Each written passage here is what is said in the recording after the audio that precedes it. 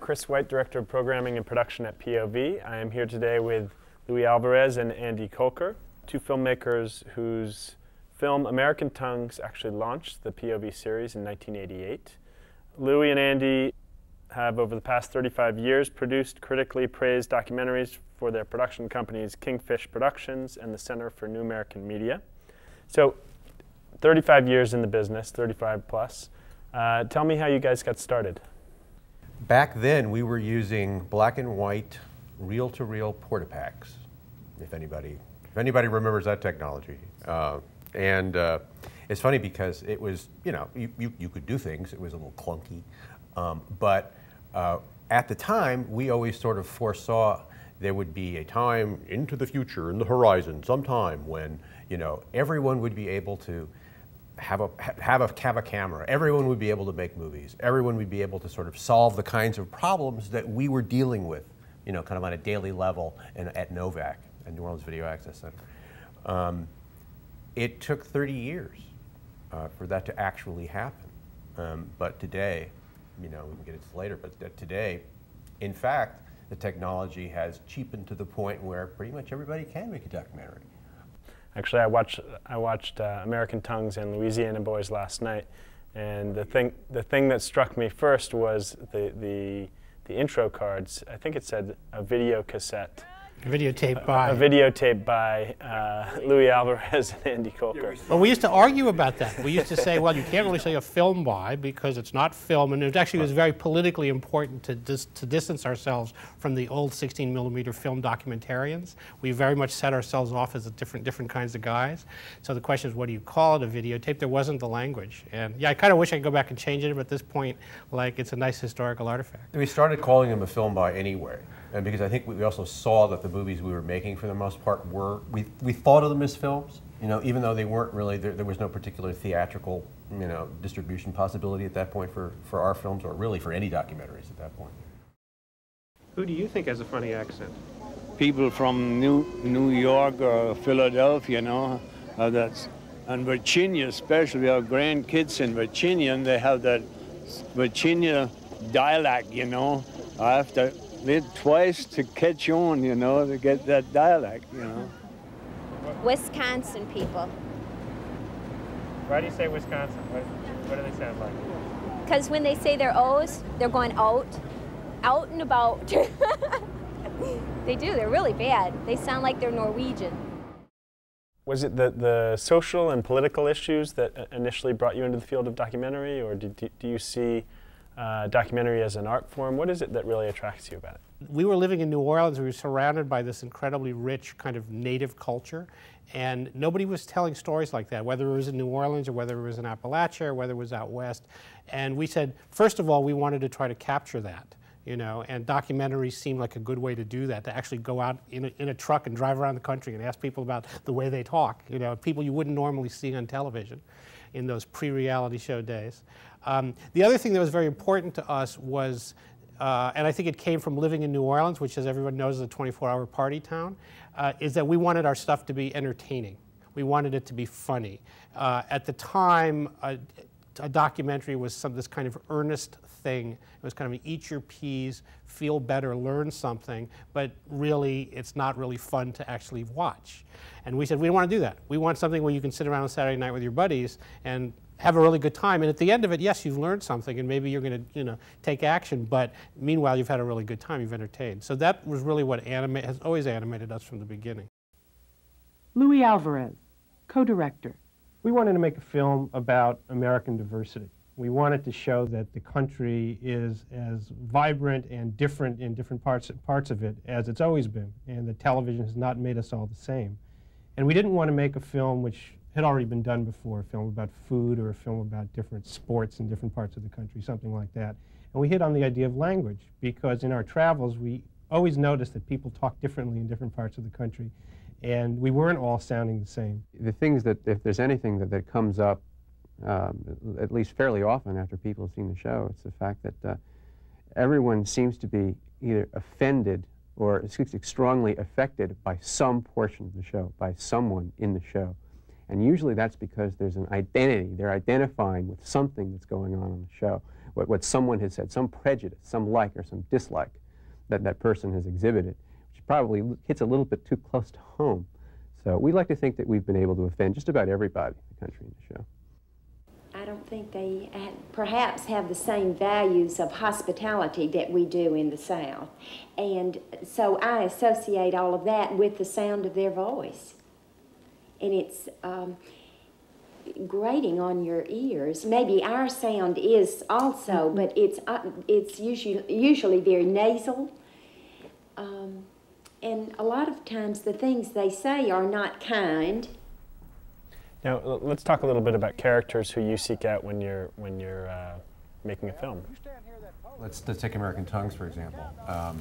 We were looking for people who somehow represented almost a way of speaking, but they could do it in a way that was friendly to the camera, that also brought out in other people their dialects and the way they spoke. So you could really kind of get a sense of the subculture based on the way in which these people kind of interacted with us and interacted with the camera. And so we call these folks ringers, because you sort of look for somebody who had a kind of a personality. Usually it was a big personality, but not always. But usually it was somebody who felt incredibly comfortable with the camera, incredibly comfortable to sort of let their story be told, and they would just kind of corral other people. You know, and at that time, you got to try to understand that not everything in America was being documented the way it is today. Okay, so bringing a camera into a situation could very much alter it in a way which, you know, and the camera always alters situations, but much more so back then. It was a really, you know, it was a real intrusion in some respects, and people looked at it that way. They were not camera savvy. Julio, come here, will you please, for a minute? You look all gagato. What's the matter? Rough night? Seriously, did you make it on my party Friday? Well, you'll find that a lot of us really do express ourselves differently, and if my brother Philip was here, he has yet another way of expressing himself. He'd probably be the best one. Yeah. Why? What's He definitely has an accent, a Boston North End accent. You know where I'm sitting? When? First 3 rows. Are you? Watch. You walk right in like we owned the joint. Seriously, watch. I'd be lost without growing up in the city and having these assets. I use them as an asset instead of a liability. You go to a club, you start talking to a babe, and she says, "You Italian?" And she, what makes you think that? She says, "You talk like an Italian."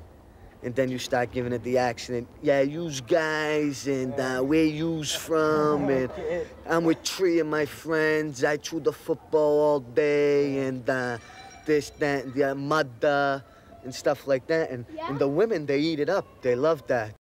Now, in terms of your working as a team, you have to sort of establish a kind of chemistry with the people who you're intruding upon with a camera. What is it about your characters that opens that up? I think that the #1 rule for anybody who's making documentaries, especially the kinds of documentaries that we make, where you rely upon people's trust, is that you have to do whatever it takes to make people comfortable with you. Okay? You know, whether that's a bottle of wine or some other intoxicant, or whether or not it's just hanging out.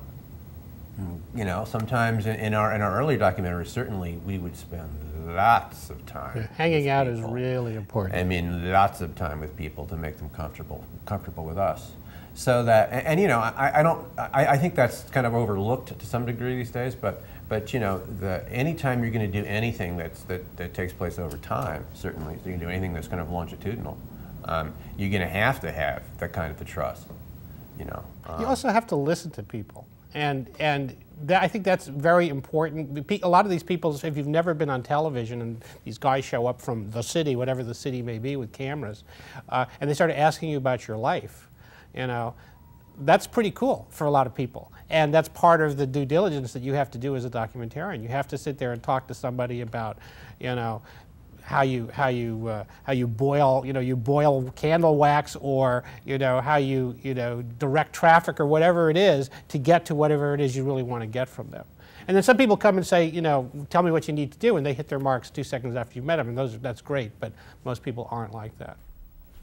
In terms of the sort of the comedic edge to your films, are there other filmmakers whose work you admire who incorporate that sort of sense of comedy and irony?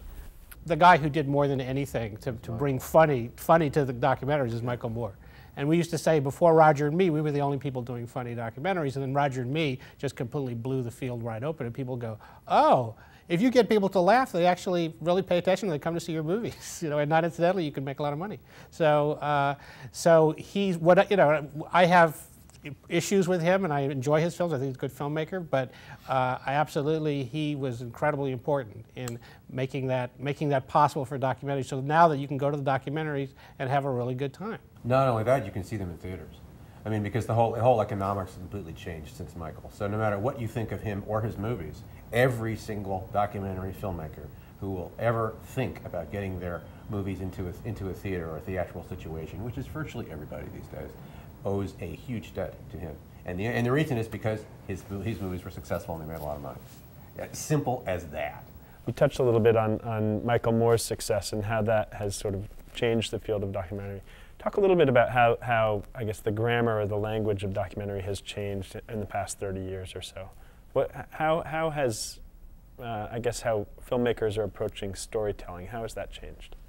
It's really amazing. I mean, you know, if you go back to, you know, 30 years when we started, 35 years, there were like sort of two forms. There was basically if you take art stuff like Chris Marker kind of stuff off the table, which was really kind of sheer form, there was the kind of the Maisels Pennebaker model, which was no narration, don't give you any clues to what's going on, but you really get to see interesting things unfolding, but there's no context. Or all we do is give you context with a daddy, a voice of God narration that tells you everything you're going to see.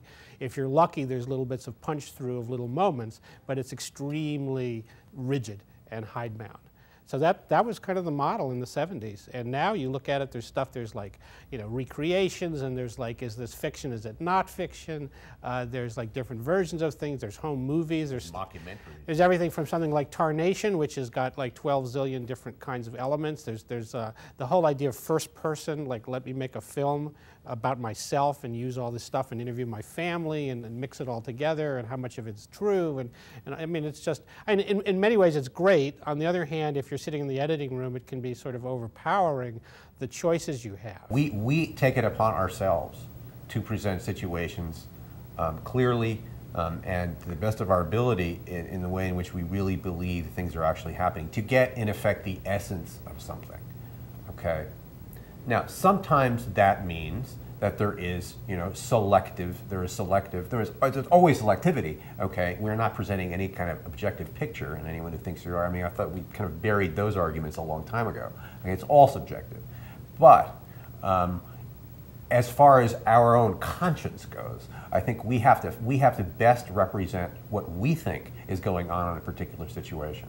And that sometimes means that you play around a little bit with sequence. It sometimes means that, yes, you are leaving things out, or you are perhaps aggrandizing some moments more than others. Okay, I mean, but it's as far as the entire piece, the whole goes. What you want people to come out of the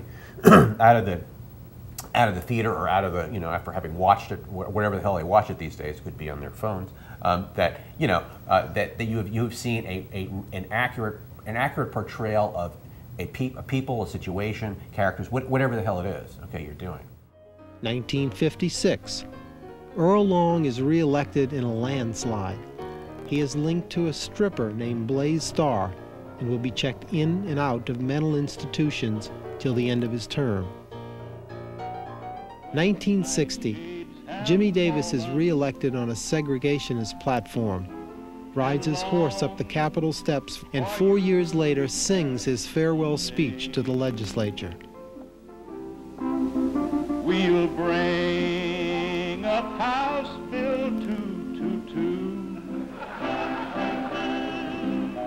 The code of ethics not far behind. Our advice, and it may not be the world's greatest advice, but it worked for us, and I think there's something to be said about it, is go outside of New York, go away from where there's 20,000 other documentary filmmakers, some of whom have trust funds and really good connections to people in the industry. Go off to New Orleans, go off to Tulsa, Oklahoma, go off to Orlando, Florida, and look for the stories there, because there's stories everywhere. And you can have a lot less competition. You know, you can probably pick up work doing, as we did, pick up local commercial jobs and things like that to pay the bills and buy your equipment and things like that. And that's a good way of kind of getting into things. That's how it worked for us. New Orleans, there was nobody else doing documentaries like us, you know. I remember we did a film and we didn't want to put a narration in, and it freaked out all the local television people. You have to have a narration. You have to tell people what's going on. You know, it's like, no, you don't. They hadn't gotten the news yet, you know.